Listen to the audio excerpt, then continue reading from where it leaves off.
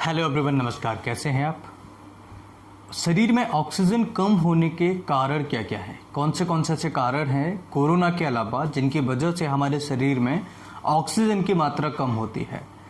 Recently में corona तो अभी चल ही रहा है, उसकी वजह से निमोनिया और उसकी वजह से पेशेंट को काफ़ी दिक्कत आती है। उसमें भी पेशेंट को एकदम से ऑक्सीजन फॉल हो जाता है।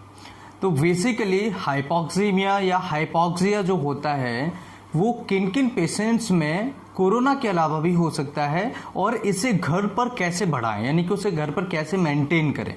और जो पेशेंट्स आईसीयू में हैं ऑलरेडी उनकी बात अलग है। मैं उन पेशेंट्स की बात कर रहा हूं जिनको ऑक्सीजन की कमी अचानक से हो जाती है, तो वो घर पर प्रिवेंशन क्या करें, घर पर क्या कर सकते हैं जिससे कि वो हॉस्पिटल पहुंच पाए, या फिर ऐसे पेशेंट्स को घर पर ये थेरेपी देने से पेशेंट्स को बचाया जा सके। तो सबसे पहले ये समझिए कि कौन सी बीमारियां होती हैं जिनमें पल्स या फिर आपका ऑक्सीजन लेवल जो होता है, SpO2 जो लेवल होता है वो कम हो जाता है। तो सबसे पहली बीमारी है अस्थमा। अस्थमा यानी कि जो हमारे एयरवे होते हैं, जो सांस नलियां होती है हमारी, वो धीरे धीरे सिकुड़ने लगती हैं, यानी कि नैरो हो जाती हैं, उनका स्पेस कम होता चला जाता है और उसकी वजह से जो हमारे एयरवे होता है, एयर शेक होता है, वो प्रभावित होने लगता है। तो अस्थमा के कारण भी हमारे लंग्स के अंदर, हमारी बॉडी के अंदर ऑक्सीजन की कमी होती चली जाती है। इसके अलावा COPD यानी कि क्रॉनिक पल्मोनरी ऑब्स्ट्रक्टिव डिसीज, यानी कि हमारी एयरवे में कोई रुकावट पैदा हो रही है, कोई रुकावट आ रही है, उसकी वजह से भी ऑक्सीजन की कमी हमारे शरीर में हो जाएगी। कंजेनाइटल हार्ट डिफेक्ट जो कि बच्चों में सबसे ज़्यादा देखने को मिलता है। अगर कंजेनाइटल हार्ट डिफेक्ट है, अगर बच्चों में हार्ट के अंदर कोई छेद है, जो सेप्टा है उसके अंदर कोई छेद है, तो उसके अंदर भी हमें ऑक्सीजन की मात्रा कम होती चली जाएगी। ऐसे पेशेंट में ऑक्सीजन की मात्रा कम देखने को मिलती है। इसके अलावा पल्मोनरी एम्बोलिज्म भी लंग्स के अंदर, फेफड़ों के अंदर, बॉडी के अंदर ऑक्सीजन की मात्रा धीरे धीरे कम होती है। एम्फाइसेमा, इसके अलावा पल्मोनरी फाइब्रोसिस, इसके अलावा कई बार एनीमिया के जो पेशेंट्स होते हैं और सीवियर हो जाते हैं, पेशेंट ध्यान नहीं देते हैं, जिनका हीमोग्लोबिन लेवल लगातार कम होता चला जाता है, घटता जाता है, ऐसी सिचुएशन में भी उनको ऑक्सीजन की कमी आने लगती है। एनीमिया में क्यों आता है? क्योंकि ऑक्सीजन को ट्रांसपोर्ट कौन कर रहा है? हमारा हीमोग्लोबिन कर रहा है। अब जब हीमोग्लोबिन ही नहीं होगा, बॉडी में कम होगा, तो ऑक्सीजन किसके साथ मिलके जाएगा? तो बॉडी का जो ऑक्सीजन होता है वो हीमोग्लोबिन के साथ में ऑक्सी हीमोग्लोबिन बन जाता है और पूरे बॉडी में सर्कुलेट करता है। ये लगभग 97% 98% हमारी बॉडी का ऑक्सीजन ब्लड के थ्रू ट्रांसपोर्ट होता है। तो अगर किसी पेशेंट को एनीमिया है, खून की कमी है, तो ऐसे पेशेंट्स में भी ये प्रॉब्लम्स हमें देखने को मिल सकती है। इसके अलावा भी कुछ बीमारियां हैं। अगर किसी को निमोनिया हो जाए, बहुत ज़्यादा पेशेंट बहुत लंबे समय से निमोनिया से ग्रसित है, बहुत क्रॉनिक कंडीशन में पेशेंट चला जा रहा है, तो ऐसी सिचुएशन में होगा। कोविड में अभी चल ही रहा है, कोविड में भी पेशेंट्स को ऑक्सीजन की कमी धीरे धीरे हो जाती है। स्लीप एपनिया होता है एक, तो स्लीप एपनिया में भी पेशेंट्स को ऑक्सीजन की कमी धीरे धीरे होने लगती है। स्लीप एपनिया क्या होता है कि पेशेंट्स को पोटेंशियली सीरियस ब्रीदिंग प्रॉब्लम हो जाती है, उसको इस जो ब्रीदिंग है स्टॉप होती है, फिर स्टार्ट होती है, फिर स्टॉप होती है, स्टार्ट होती है। इस तरह की प्रॉब्लम स्लीप एपनिया में होता है, जो कि कई पेशेंट्स में देखने को मिलता है। तो स्लीप एपनिया ये भी अलग अलग प्रकार के होते हैं।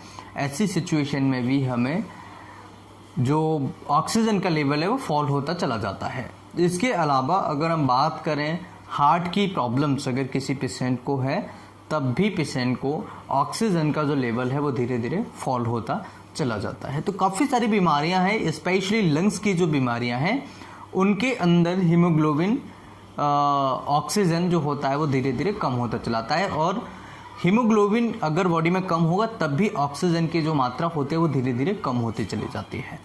तो काफ़ी सारी बीमारियां हैं जिनकी वजह से ऑक्सीजन जो हमारा लेवल है, SpO2 जो लेवल है वो धीरे धीरे कम होता है। सिम्टम्स क्या होंगे? ऑक्सीजन अगर बॉडी में कम है तो क्या क्या सिम्टम्स होंगे? तो सिंपली देखिए, शॉर्टनेस ऑफ ब्रीथ होगा, पेशेंट छोटी छोटी सांस खींचेगा, जल्दी जल्दी सांस खींचेगा, और इसके अलावा पेशेंट के हाथ पैर जो है, होठ जो है, जो टंग है, नीला पड़ने लगेगा, पेशेंट ठंडा एकदम से पड़ने लगेगा, ये भी एक सिम्टम्स है। ठंडा पेशेंट पड़ रहा है और उसके साथ में पेशेंट को साइनोसिस हो रहा है, सेंट्रल साइनोसिस है, पेरिफेरल साइनोसिस, तो उसे तुरंत हॉस्पिटल ले जाना चाहिए। इसके अलावा डिफ़िकल्टी इन ब्रीदिंग होगी, सांस लेने में तकलीफ होने लगेगी पेशेंट को, पेशेंट बहुत ज़्यादा उसको चेस्ट प्रेशर होगा, चेस्ट पेन होने लगेगा, खांसी आएगी कई पेशेंट्स को कई बार। इस तरह के सिम्टम्स पेशेंट्स में देखने को मिलते हैं। और ज़्यादा ऑक्सीजन की कमी होने पर पेशेंट बेहोश हो जाता है और काफ़ी सारी कॉम्प्लिकेशंस पेशेंट में स्टार्ट हो जाते हैं। कैसे इसे घर पर मेंटेन करेंगे, यानी कि घर पर इसे कैसे मेंटेन करें जिससे कि थोड़ी बहुत देर के लिए हमारा जो ऑक्सीजन लेवल है वो मेंटेन हो और हम पेशेंट को हॉस्पिटल तक पहुंचा सकें और पेशेंट को हम बचा सकें। तो देखिए, अगर ऑक्सीजन जिस भी पेशेंट का कम होता है उसे उल्टा लेटा देना चाहिए। जिस भी पेशेंट का ऑक्सीजन लेवल कम होता है उसे उल्टा पेट के बल लेटा देना चाहिए। हो सके तो पैर के नीचे 2 तकिए लगा सकते हैं और आगे भी 2 तकिए लगा सकते हैं। तो इस तरीके से हम अपने लंग्स को एक्सपेंड कर पाते हैं। लंग्स के सारे लोब्स जो होते हैं वो धीरे धीरे काम करना स्टार्ट करते हैं, अच्छे तरीके से काम करते हैं और लंग्स के अंदर ऑक्सीजन धीरे धीरे बढ़ना स्टार्ट हो जाता है। Number 1 tips. अगर दूसरे टिप्स की बात करें तो पेशेंट को फिजियोथेरेपी हम कर सकते हैं, यानी कि जो उसके लंग्स हैं उसको हम इस तरीके से ठोक सकते हैं, आगे से भी और पीछे से भी। इस तरीके से भी हम लंग्स के अंदर ऑक्सीजन को बढ़ा सकते हैं, लंग्स को एक्टिवेट कर सकते हैं। इसके अलावा तीसरा जो टिप्स है वो है ऑक्सीडेंट जो हमारे होते हैं, एंटीऑक्सीडेंट, स्पेशली बात करें एंटीऑक्सीडेंट्स की मात्रा हमें बढ़ा देनी चाहिए। जिन पेशेंट्स को ऑक्सीजन की कमी आती है वो पेशेंट्स एंटीऑक्सीडेंट्स की मात्रा ज़्यादा लें, जिससे कि हमारे लंग्स के अंदर, हमारी बॉडी के अंदर ऑक्सीजन की मात्रा प्रॉपर तरीके से हो। जिनका खून कम होता है, जिनको ब्लड लेवल कम होने की वजह से ऑक्सीजन की कमी होती है, वो पेशेंट्स खून बढ़ाने वाली दवाइयाँ ले सकते हैं।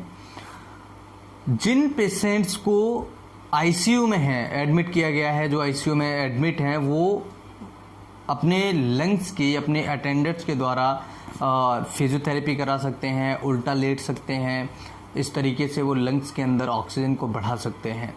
एक मेडिसिन आता है एस्पिडोस्पर्म, क्यू मदर टिंचर फॉर्म में आता है, उसे भी अस्थमा सीओपीडी में पेशेंट के लिए बहुत ही कारगर है। ऑक्सीजन लेवल जिनका कम हो रहा है उसमें बढ़ा सकते हैं।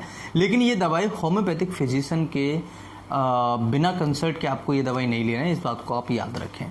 एक बार ज़रूर कंसल्ट करें। 15 से 20 बूंद है, दिन में 2 बार ले सकते हैं, सुबह शाम को ले सकते हैं। ज़्यादा प्रॉब्लम होने पर इसे 3 बार हम ले सकते हैं। मदर टिंचर फॉर्म की हम बात कर रहे हैं। इसके अलावा हाइड्रेटेड रहना है, हमें पूरी बॉडी को हमें प्रॉपर तरीके से हाइड्रेटेड रखना है, मतलब कि पानी अच्छी मात्रा में पीते रहना है। डीप ब्रीदिंग करना है। डीप ब्रीदिंग एक्सरसाइज करने से भी हमारे लंग्स के जो लोब्स होते हैं वो अच्छे तरीके से एक्सपेंड हो पाते हैं और हम अच्छे तरीके से ऑक्सीजन ले पाते हैं। तो इस तरीके से हम अपने लंग्स के अंदर, अपने बॉडी के अंदर ऑक्सीजन बढ़ा सकते हैं और रेगुलर एक्सरसाइज करेंगे तब भी हमारे लंग्स के अंदर जो ऑक्सीजन का लेवल होता है वो बढ़ता है। वीडियो अच्छा लगे तो वीडियो शेयर करें, लाइक करें, अन्य लोगों तक, अधिक लोगों तक इस वीडियो को व्हाट्सएप, इंस्टाग्राम, फेसबुक जहां भी आप शेयर कर सकते हैं शेयर करें। अगर आप हमारे नए चैनल पर नहीं जुड़े हैं तो नए चैनल की लिंक हमने वीडियो को डिस्क्रिप्शन में दी हुई है, आप वहां पर भी हमें सपोर्ट कर सकते हैं। वहां पर भी हेल्थ से रिलेटेड काफ़ी सारी वीडियोज़ हम अपलोड करते हैं। फिर मिलते हैं इसी तरह की नई वीडियो में, तब तक के लिए नमस्कार। Thanks for watching, have a nice day. जय हिंद।